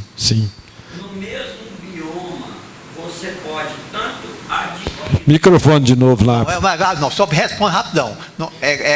Quantos quilômetros tem que ser afastado do mesmo local? Não interessa? Tem limite, não. Tem que ser no mesmo estado tá bom. E no mesmo bioma. Por quê? Às vezes você pode estar na divisa do estado. Tá bom. Não pode. Tá bom. Então, porque eu estava pensando assim, se poderia locar no Amazonas, né? Aí não pode, né? Mas então o nosso problema do nosso Brasil está tão fácil de resolver, né? E vamos supor que a gente loca a Amazonas, certo? E vamos ganhar dinheiro, certo? Para locar, certo? Bom, né? Ok. Então, já desvirtuou um pouquinho. Vamos na próxima semana. Se der. Assim mesmo. Toda vez que eu vou conversar, você desvirtua tudo. Não, e outro negócio, eu vou concordar com ele. Eu estou querendo encerrar, rapaz. Eu estou querendo encerrar. Vou concordar. Olha, todo mundo fala que o é Everaldo, mas quando ele está certo, está certo. Uai, se agora está na época disso, nós temos que discutir isso. Não, tranquilo. É porque eu tenho. Nós vamos falar sobre. Eu vou fazer essas pautas aqui, nós volta no ITR, rapidinho, pronto. GPS aí, Franciano. É o mesmo problema que eu falei para vocês. Tem sindicato ligando, sindicato costureiro ligando e pedindo para a gente fornecer a GPS da empresa para ele. Isso tem fundamentação? Tem fundamentação e não caiu. Você tem que informar até dia 10 a GPS que você recolheu no mês anterior. E se não tiver recolhido, informa do mesmo jeito? Beleza. Ele não vai fiscalizar. Na realidade, acho que ele fiscaliza o pagamento, mas ele não vai te entregar que você não pagou. Fala aí, ali. Tipo assim, ele não vai te entregar que você não pagou a GPS. E outra coisa, a empresa não tem funcionário nenhum sindicalizado. Mesmo assim, obrigado? Ele tem só do Prolabore?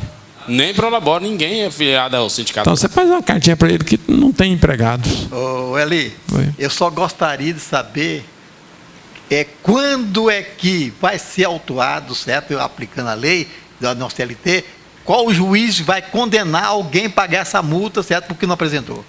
Eu só quero ver quem faz. Na verdade, é como diz, tem lei que pega, tem lei que não pega, mas há previsão dentro da lei e há previsão de multa. E não tem funcionário sindicalizado lá no sindicato, nenhum. Pois é, mas você falou que não tem GPS, ele não tem funcionário. Ele tem funcionário. Ele tem funcionário? Tem. Mas não recolhe a GPS. Não está recolhendo. Mas ele não está vinculado ao sindicato. Ele não tem nenhum funcionário sindicalizado nesse sindicato. Não, hoje com a nova reforma trabalhista, você faz lá no artigo 611 a declaração de não desconto, não precisa associar.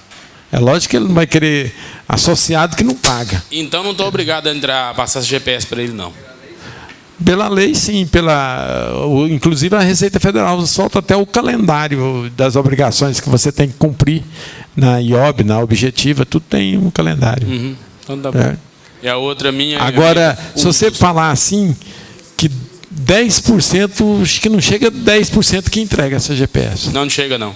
Chega não. Acho que não chega a isso. A outra minha pauta aí é uso solo. Uso do solo. Uso do solo lá no grupo 4, tem como eu pedir ele, mesmo lá... Grande risco? É grande risco? Isso. Nós já tirou, diz que não é permitido, mas se eu pedir ele com análise, tem como ele ser aprovado? Ou tem como pedir ele com análise? O não você já tem.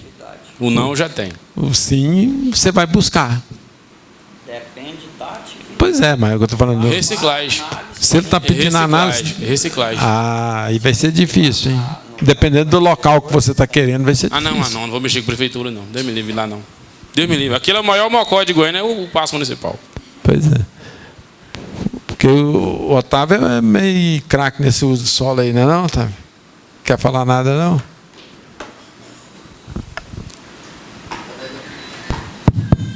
Eu também estou com um problema de uma empresa de reciclagem. E desde o mês de maio estava tentando o uso do solo. Como a empresa já está lá desde 1987. E o plano diretor, o primeiro plano diretor de Goiânia, ele foi editado em 2007. Então a gente entra com um pedido do uso do solo, anexando o alvará de localização em funcionamento. Mas esse alvará seu, ele não pode ter nenhuma alteração de área, nada que tivesse dentro dos conformes. Se você pegar a lei complementar lá do uso do solo, lá tem um artigo 207 que ele garante a quem já está estabelecido o fornecimento do uso do solo. Então, o que aconteceu comigo, com o meu cliente? Eu precisava de abrir uma filial no outro local.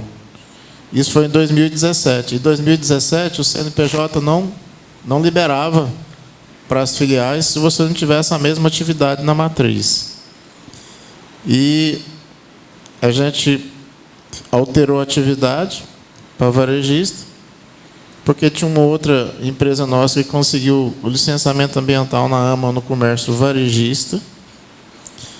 E quando, agora recente, nós fomos pedir o licenciamento ambiental, a AMA pediu o uso do solo. Aí, como a atividade não estava como o comércio atacadista de sucata, nós colocamos comércio varejista de ferragens e comércio varejista de outros artigos usados, né? E aí o pessoal falou assim, não, se você já alterou o seu cadastro, você não pode fazer, né, agora ter o seu uso do solo. Aí entramos com o pedido. Conversava com o Célio, eu falei, não, você faz assim, assim, assim, assado. Eu até tive lá o Arnon, o Arnon Geraldo estava lá comigo, eu até conversei com ele lá sobre esse respeito. Aí, o que aconteceu? Indeferiu o processo. Aí chegava lá, de novo, inicia assim, assim, assado. E tocava. E nada, não saía nada. Foram 5 tentativas do uso do solo. E aí, o que a gente procedeu? Aí fizemos um requerimento, bem embasado, inclusive, nessa nova medida provisória da liberdade econômica, que agora virou lei. Aí nós colocamos o pedido lá. Aí eles passaram, sabe para quem? Para o Comitê Gestor do Uso do Solo da cidade de Goiânia. São 7 diretores que têm que assinar esse documento. Aí eles liberaram para a gente de acordo com o alvará fornecido lá em 1987. Certo? Ué. Você até prontificou me ajudar, mas eu falei, vou tentar, né? Aí conseguimos, né? Só que o sistema agora, com a viabilidade da junta comercial, ele não deixa voltar a atividade de varejista para dentro do... Eles negam isso daí, entendeu? Agora, qual é a minha questão com o meu cliente? Que essa liberdade econômica, se você vê a instrução normativa do DREI número 60, você vai ver lá que comércio atacadista de sucatas está dispensado de licenciamento ambiental. Aí que eu peguei para o meu cliente, falei, olha, para você resolver seu problema, você precisa levar essa lei aqui e mostrar para o pessoal. Por quê?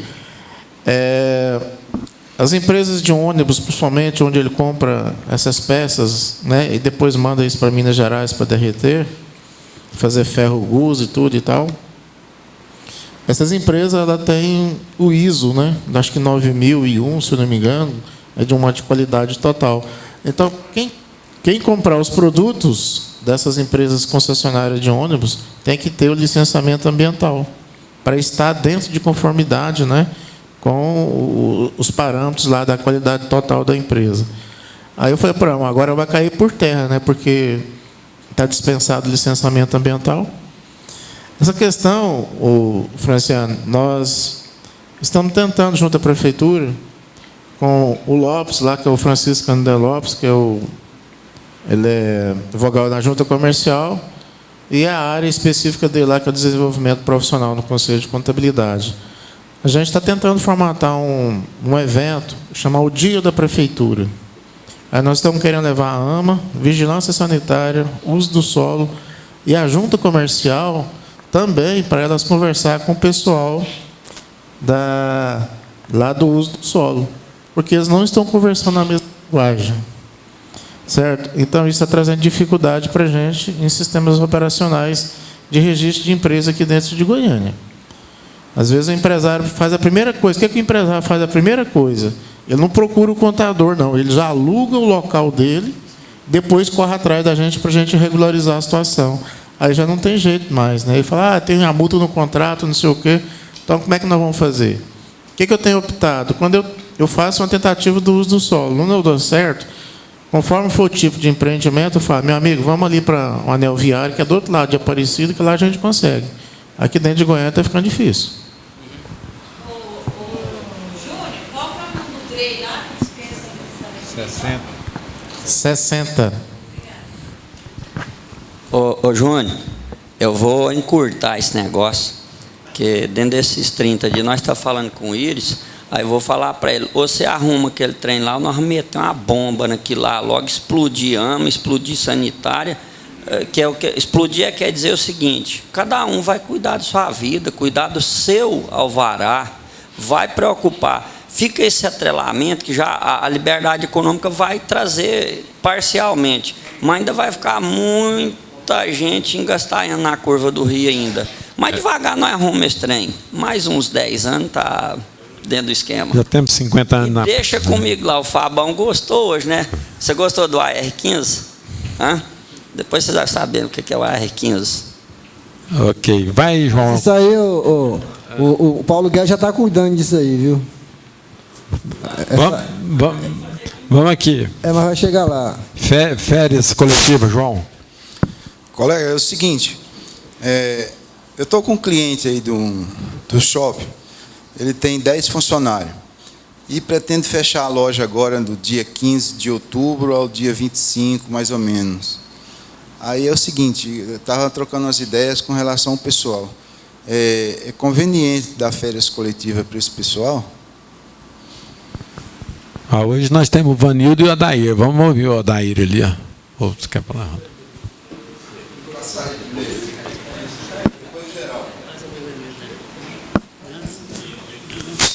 Fala sobre férias coletivas. Fala aí, Vanildo, vai. Não vai. Ninguém quer falar? Como é que é, Ronan? Vai aí, Ronan. Obrigado. Eu estou com um cliente que é o seguinte, ele é um cliente de shopping, tem 10 funcionários e vai fechar a loja de 15 a 26 de outubro. Não, fechar para... Tudo bem. Para reformar. Deixa eu ver aqui, João, comentário assim. As férias coletivas passaram a ser um instrumento de gestão bastante importante para as empresas em geral. São vários os segmentos de mercado empresarial que apresentam as anualizações específicas. Aí vem aqui, João, pelo que eu já li, vem aqui um dos requisitos que a legislação estabelece como necessário para validar as férias coletivas é que poderão ser gozadas em até, no máximo, 2 períodos distintos, desde que nenhum deles seja inferior a 10 dias. É um dos requisitos. Pode ser determinada a férias coletiva em até 2 vezes, desde que não seja inferior a 10. Mas você pode dar, então, um de 20 dias, se for o caso. Corridos conforme o artigo 139 da CLT. Assim também serão inválidas as férias coletivas gozadas em períodos inferiores a 10 dias. Um cuidado, se você lá do seu departamento empresarial, lá, digamos que seja só vendedor dessa loja sua, 10, lá só vendedores, você vai dar férias coletiva, você não pode dar só para 5 vendedores, tem que dar para todos inerente àquele grupo de operando lá dentro da empresa. Entendeu? Perfeito. Não, tranquilo, beleza. Obrigado. Não. Próxima pauta aí. Não, peraí. Peraí. É o seguinte, ele tirou quantos dias de férias coletiva? Oi? Ele tirou 15 dias, né? Eu pergunto para o Ronan, o restante ele pode tirar normal? Ou tem que ter coletiva também? Esse período não pode ser inferior a 10 dias. Não, pode ser até 2 períodos. Não, concordo. Vamos supor que ele tirou 15 dias de férias coletiva. Sim. O outro pode ser normal, pode? Pode dar. 15 dias. As outras, o restante dela, que está faltando 15 dias para todos os empregados, ele pode ser normal, dá para um, dá para outro, dá para outro? Não pode. Tem que ser. Cuidado com isso. Então, ele tem que tirar novamente uma férias coletiva, hein? Exatamente. Tá vendo? Cuidado que ficou obscuro, tá vendo? Então, ele vai reformar, agora vai. Então, ele reformar do dia quanto? 15 a 26. 15 a 26. Ele terá que dar dentro do ano outras férias coletivas de Everaldo, Não, presidente. Ele pode dar, é o seguinte, as férias coletivas... É o seguinte, ele tirou 15 dias de férias coletiva. Eu pergunto, o restante dos 15 dias, ele pode tirar, dá para um, dá para outro, dá para outro? Não, é verdade. As férias coletivas não quer dizer que ela seja os 30 dias da férias comum, não. É a quantidade de dias que você vai dar de férias coletiva para o empregado. Então, a pergunta é essa. Então, os outros 15 dias, ele pode tirar individual também? Pode? Quando o empregado não tem... Peraí. Quando o empregado não tem... Olha aqui. Quando o empregado não tem os 15 dias... Ele vai dar férias coletivas de 15 dias. Quando o empregado não tem os 15 dias adquirido, ele vai ser licença remunerada. E aí, depois das férias coletivas, passa a contar um novo período para todo mundo de férias. Isso. A 15 dias normal, e ele tira os 15 dias. Não, o empregado tem direito a 30 dias. Correto. Ele pode tirar os outros 15 individual? Passa a contar um novo período e ele pode tirar individual. Pode? Pode. Pode, você ficou muito simples. Pode. Helena. Agora é o Daí que vai falar. Observando o que o Ronan já falou, dá uma lida no 139, que tem que comunicar ao Ministério do Trabalho, tinha caído, voltou, isso aí não. Deixa, João, 139. João, deixa o Daí dar um. Ok, então. Helena, só um pouquinho. Divina, vou retificar um negócio para você. É resolução número 51, do 11 de junho de 2019, do Comitê de Gestão de Rede Nacional para Simplificação de Registro e da Legalização de Empresas e Negócios. Chama a sigla dele, CGSIM. Está dentro do DREI, aí dentro do DREI tem essa resolução número 51, que trata das atividades que está dispensado o licenciamento ambiental e a classificação de empresas de baixo risco, médio risco, entendeu? João, traz o microfone aqui para o Cleomir. Everaldo, com a permissão do Eli, só enquanto chega aí, só responder a pergunta do Everaldo.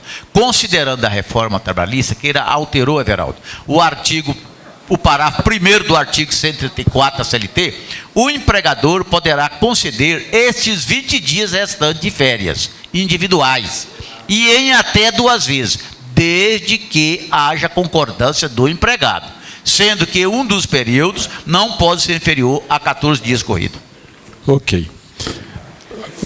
Declaração final de espólio. Vai lá, Cleomir. Bom, a pergunta é o seguinte. A senhora faleceu, ela deixou uma propriedade rural, que na declaração da pessoa física dela está aí, no máximo, R$100.000. Só que essa propriedade vale uns R$4 milhões. Inclusive, até já foi vendida por esse valor. Agora, a pergunta é a seguinte: da declaração de espólio, a gente pode considerar que essa transferência para os herdeiros vai ser 4 milhões? Para pagar o ganho de capital lá na declaração dela? Aí o imposto de renda aparece para Inecibe, todo mundo me olhando, doido que eu erro aqui para me corrigir, que todo mundo está bem por dentro disso aí. Lá no imposto de renda está declarado R$100.000. Isso. Certo. E ela fez o inventário. Não, vai ser feito o inventário. Vai ser feito o inventário, né? E vender por 4 milhões. E vai vender essa propriedade por uns R$4 milhões. Tá. Ela já tem, um casal, na verdade, já tem esse imóvel há mais de 50 anos. Certo. O marido morreu foi em 95. Tá. Aí passou a metade para ela, porque eles não tinham filho, né? Tudo bem. Então vai se fazer o inventário depois de pronto e ela está declarando lá no espólio. Está fazendo o espólio, né? Tá. E vai fazer o inventário e lá está declarando no espólio de 100 mil e vai vender por 4 milhões. Tudo bem. Os herdeiros vão vender, né? Certo, por 4 milhões. O herdeiro, ela pode, no inventário, agora, ser transferido no inventário no valor dos 4 milhões para os herdeiros. Só porque o espólio vai pagar o ganho de capital. Certo? O herdeiro pode receber aquilo lá na propriedade, lá na declaração dele, por 10 herdeiros, 400 mil cada um, para ficar mais fácil. O herdeiro recebeu aquilo, sendo que na verdade era 4 mil, que eles eram 10 herdeiros, né? E lá no espólio está valendo 4 mil. Mas o herdeiro recebeu aquilo por 400. Aí o espólio vai pagar o ganho de capital.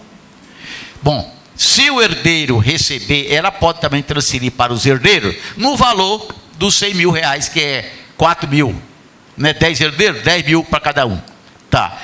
O herdeiro recebe por 10 mil, mas ele vai vender por 400 mil. Aí o herdeiro que vai pagar o ganho de capital.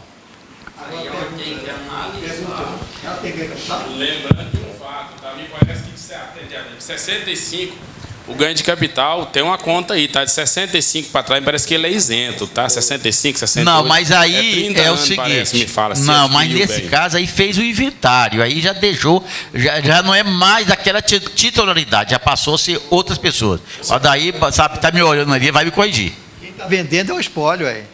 Não, aí está vendendo os herdeiros, que vai fazer o inventário. O espólio vendendo. O colega, o ideal, o que acontece? Não fez o inventário. Você vai lá, pega, faz a simulação no ganho de capital para você ver por quê. O que é o risco? Eu fiz isso aí de um juiz, esse dia para trás.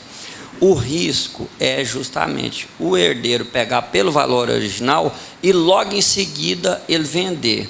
Aí é bicho da goiaba, porque aí passa a contar um novo prazo. Por isso você tem que jogar lá e ver e definir, porque na hora de fazer lá o fim de espólio, você vai falar por valor de mercado ou valor original.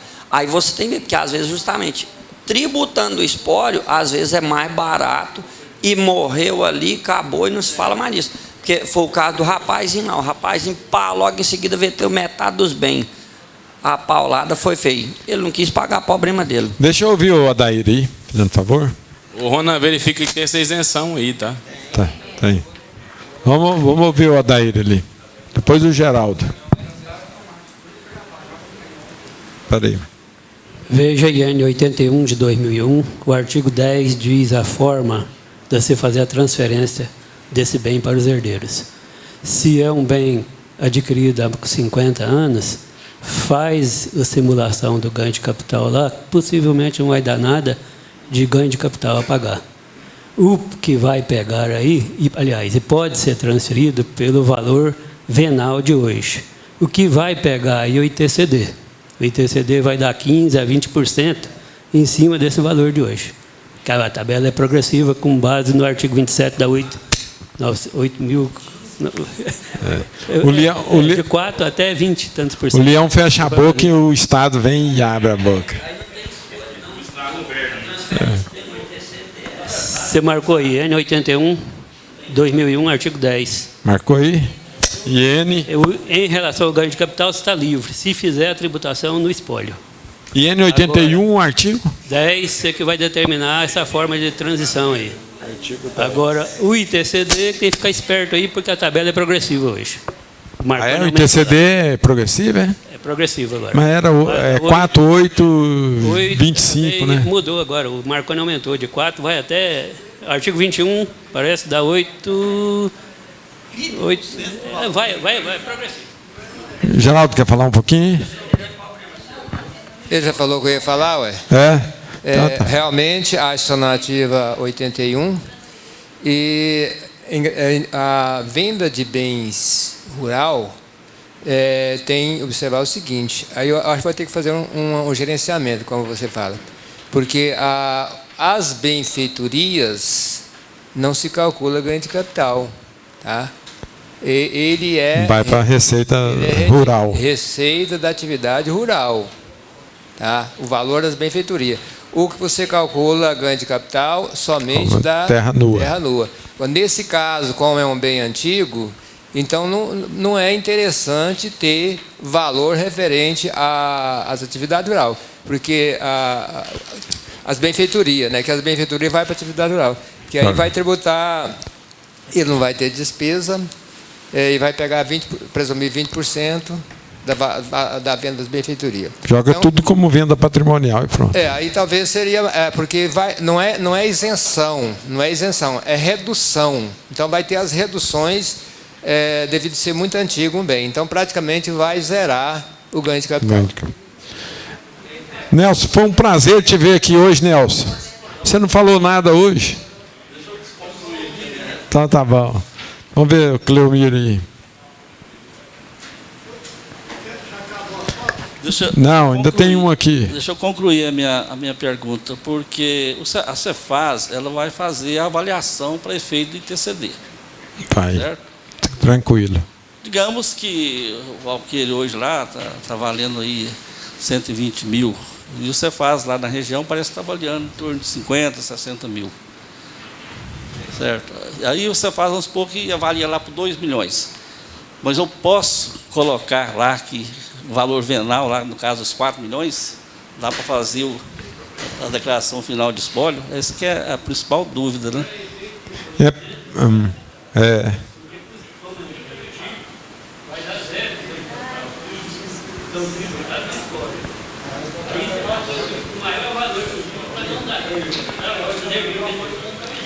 Porque no caso os herdeiros já estão vendendo, por isso que é interessante. Espera aí. Porque o interessante no caso lá é colocar justamente o valor de venda, porque os herdeiros já estão vendendo, né? Não, porque os herdeiros querem ganhar dinheiro, mas é como o Altair colocou. Para efeito de imposto de renda, não vai ter problema. Agora, o problema é essa avaliação do Estado pelo ITCD. Porque o Estado avalia, manda planilha, tudo direitinho, manda para mim lá, por exemplo. Vamos o microfone para você aqui. Mas eu quero colocar o valor de venda lá, né, para evitar o imposto de renda. Peraí, Daí, deixa eu dar o microfone para você aí, senão o pessoal não escuta. E a sua fala aí é importante. Deixa o seguinte, que lá na normativa, pode até verificar, ele não fala que é valor, você tem que passar pelo valor venal, não. E lá ele diz que você pode transferir pelo valor que está na declaração o valor de mercado. Agora, como calcular esse valor de mercado, aí que é o problema, né? Peraí, fala aí. Não. Aí eu não concordo contigo, não. Passa o microfone. Venal são valores que o fisco vai ser os 50 mil que ele falou lá. Atribui para pagar. Peraí. Exatamente. Peraí, o Adair está na frente aqui, depois eu passo o microfone, porque sem microfone não vai falar, não. Não, mas fala aí. Fala aí, Daí. Aí, mas você falou a mesma coisa, os internautas não ouviu. Quem está escutando o vídeo. Valor de mercado não é valor venal, não, gente. Valor venal são valores que é atribuído pelo fisco. Mercado é valor de venda. Valor de mercado é o valor que foi vendido. Eu sei, é o valor que vale, né? Aí eu acho que ele teria que ter laudo e tudo mais. Mas muitas vezes o valor de venda não é o valor de mercado. Muitas vezes você achou um valor acima de valor de mercado e vendeu por esse valor. E você vai tributar pelo valor de mercado. Fala aí daí para os internautas meus ouvirem. Não, é o que eu já disse antes lá. Ele, como eu disse, se você quer evitar ganho de capital, é aproveitar a apuração no espólio. Porque os herdeiros vão perder essa oportunidade. Porque é uma aquisição recente e não vai ter vantagem nenhuma de redução no ganho de capital se eles vender. Por exemplo, adquirir por 1 milhão e vender por 4. A diferença é grande. Ô Odaí, só me explica o negócio. Eu estava pensando. O espólio pode vender, não pode?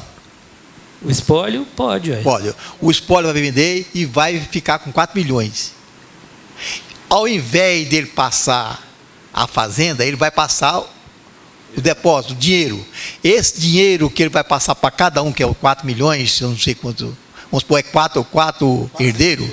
4 herdeiros, 4 milhões dá 400 mil cada um. Eu pergunto, ele vai pagar algum imposto nessa transferência do dinheiro? O ITCD, né? E quanto que aí progressivo? Vai passar como doação, no caso. Ou o próprio inventário, né? Vai apurar lá. Inventário, No inventário paga imposto? O ITCD é a mesma coisa. Não, mas ele vendeu, Tudo bem, mas no formal de partilha, Everaldo, sai é o bem. Lá sai é o bem. Não sai, a venda é posterior. Pois, entendeu? mas quem vai vender no espólio? Não, deixa eu te falar. Você vai repartir a laranja, não é o suco. Não, mas ele, antes do final do espólio, ele não já vendeu? Pode até ter vendido, mas no formal, no inventário, sai o quinhão do bem. Não sai valor. Peraí aqui. Vamos supor, antes de terminar o inventário, ele vendeu por 4 milhões. Ele não tem mais a terra para partir no final. Quando chegar no final do espólio, eu não tenho a terra, eu tenho dinheiro, certo? Mas no formal de partilha, o que ele vai transmitir é o bem, Everaldo. Ele não vai, ele vai transmitir, porque já pode. Mas não é bem mais não, é dinheiro. Não, você que não está entendendo. Ele não vai ajustar, ele não vai. No inventário você reparte propriedades, a não ser o que é numerário, aí sim, mas uma propriedade sai, aí o herdeiro transfere a parte dele em troca daquela remuneração. A remuneração é depois. Já vendeu ela? Mas não escriturou, Everaldo. Só escritura depois do formal. Não, deixa eu ver se eu entendi do Everaldo. É o espólio, presidente, o Everaldo está colocando o seguinte. Tem o espólio, a viúva, ela tem 4 filhos, certo? É ela que vai vender o imóvel. E depois passar o dinheiro para os filhos. Nesse caso aí, Adair, ela pode fazer isso, mas é a doação, que ela vai doar para o filho a parte da venda do imóvel. Aí vai dar o ITCD. Concorda daí? É isso aí, presidente. Não. Não, é o seguinte, o espólio não vai vender, não. Ela vai transferir a propriedade para os herdeiros. Mas aí por que ele não vende? Hã? Ele mesmo pode vender, No espólio, não. Aí ela já morreu, como é que ela vai vender o negócio? Não, mas o espólio é o outro mesmo, Não. Não, mas aí vamos aproveitar. Digamos que ela tem que tem também um valor em espécie, os 200 mil em espécie. Esses 200 mil vai para esses herdeiros de que maneira? A herança. Aí esse sai como espécie. O bem é o bem. Aí ele transfere. Agora, nesse aí não tem. Agora, ô Cleomir. Tem o ganho de capital? Ô Cleomir, peraí. Vem, Cleomir.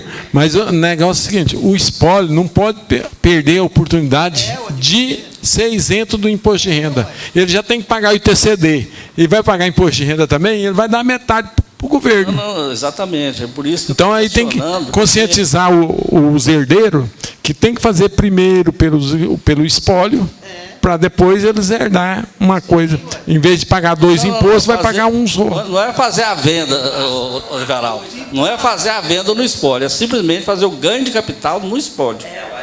E transfere o valor. Vai tributar antes, mas transmissão você não transmite. Não, tranquilo. Outra vez. Olha, eu pergunto daí, o espólio, ele não poderá vender essa fazenda? O herdeiro, não. Vende. Pronto. Artigo 81. Artigo 10.